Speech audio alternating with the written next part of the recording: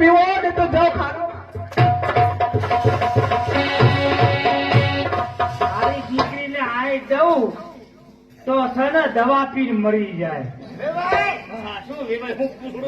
અરે ભાઈ વેવાય, કારણ કે સુખી કુટુંબની દીકરી છે, બરાબર, એટલે સ્વભાવ થોડોક આકરો છે, પણ મિલી બહુ ભોળી છે મારી વહુ. આકરો નહીં, આખા ઘરમાં તમને બધાને દબાઈ દીધા.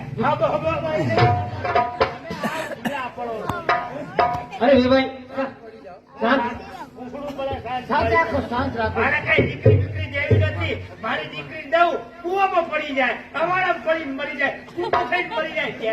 અરે વેવાય, કારણ કે જમવાનો સમય થઈ ગયો છે, તમે જમા સિવાય નહીં જવા દેવો. હવે આ જમવાનું ગળા હેઠે ઉતર. કેમ? આવી બાયડી ભટકાણી હોય એ ખાવા બેહું તો ફરજ જઈને બહાર નિહારી જાય. મારે જમવું નથી. તમારે અરે તેને ચોખા કિલો શીરો ખાઈને જાઓ. ઓહો, શીરો ખાઉં ને તો મારો શીરો નીકળવા માંડે. મારા શીરો નહીં ખાવો કે કઈ શાખે ખાવું નથી. અરે પણ નહીં વેવાય, તમને ખોટું લાગ્યું હોય તો બે હાથ જોડે મેં વિનંતી માંગીશ, માફી માંગીશ. તું કયા ગામ બનવા જો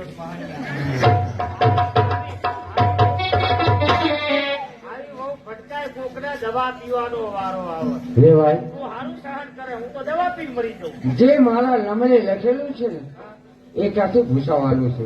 મારા ભાગની અંદર આવી કન્યા હશે એ આવી છે મારા ઘરે. ખેતરમાં લઈ જઈને મોડો મોટો ભાઈ ભૂવાની એ તમે ચિંતા ઉપાડી લો. હા. મારી દીકરી જરૂરના માટે નહીં, આના ઉપર પાવર વાળો હા, એ પાવ કરી લે. એ વાત તમારી સાચી. ઉઘડું તમારું હાથ